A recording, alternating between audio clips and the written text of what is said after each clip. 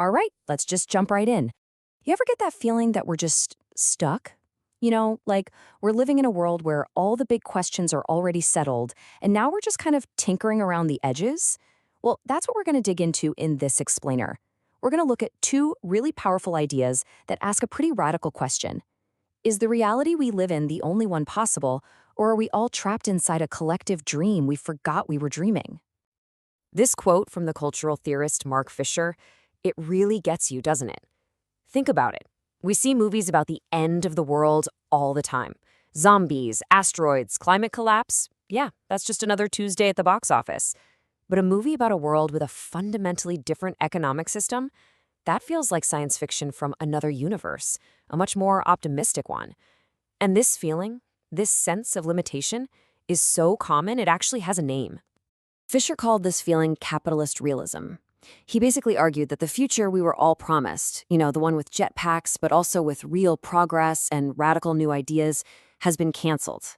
And in its place, we're just left in this endless present that just keeps getting minor software updates. So let's break down what he meant by this end of the future.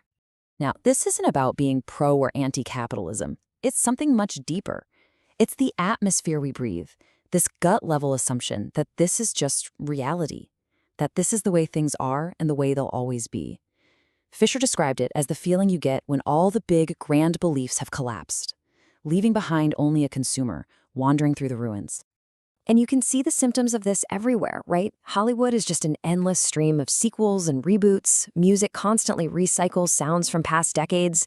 Fisher even had a term for it, pre-corporation. This idea that any new radical thought gets instantly absorbed, packaged, and sold back to us before it can ever actually challenge anything. The result is this deep sense of exhaustion, like we're just culturally and politically running on fumes. So, this all raises a much bigger question.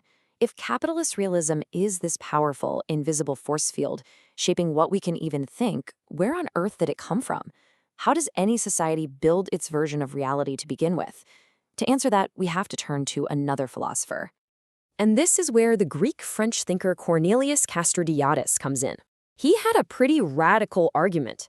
He said that if you really want to understand what makes a society tick, you can't just look at its laws or its economy. You have to go way deeper. You have to look at its collective imagination.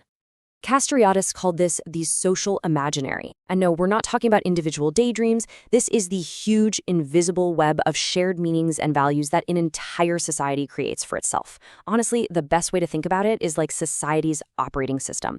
It's just running quietly in the background, defining what's real, what's important, and what's even possible.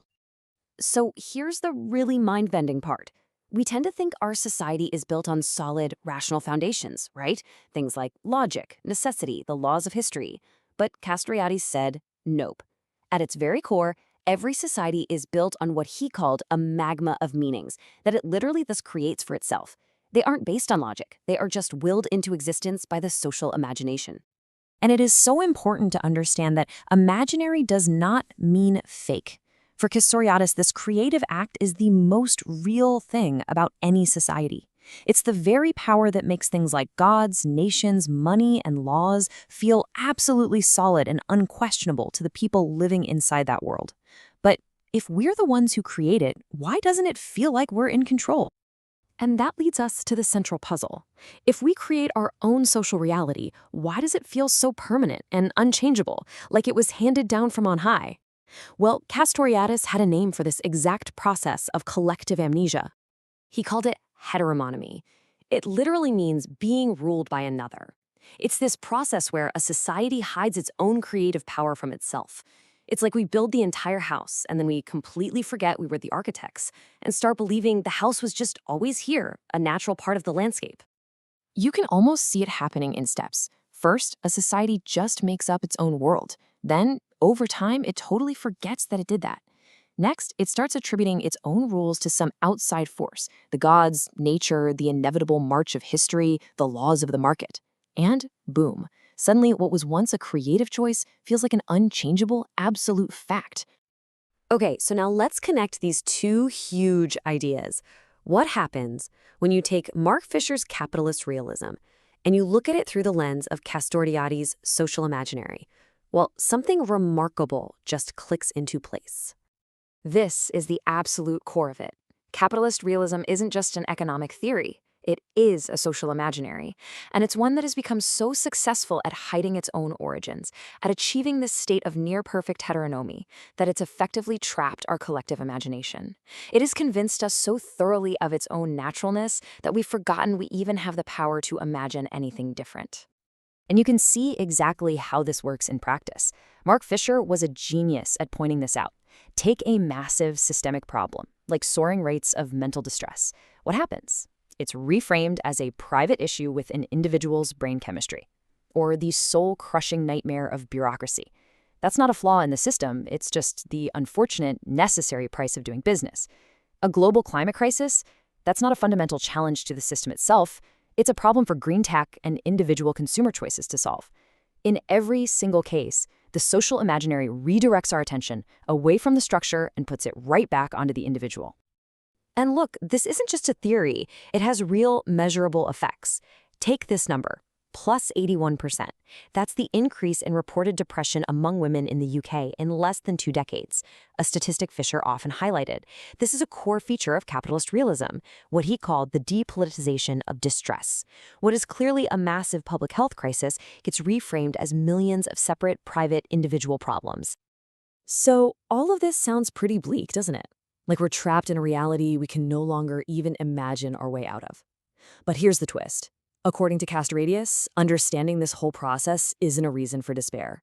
It's actually the key to unlocking the cage. This is the revolutionary insight. The very same power that creates and builds a society can also change it. As Castoriadis put it, society is always a project of self-institution. Even when we forget we have that power, it doesn't just disappear. It's still there, just lying dormant. Forgetting is a choice, even if it's an unconscious one. And this is the ultimate takeaway. The moment you pull back the curtain and see the reality around us, not as a natural fact, but as a collective creation, a social imaginary, that's profoundly empowering. It's the first real step toward breaking the spell of there is no alternative and finally reactivating our collective power to imagine. So this is the question we're left with.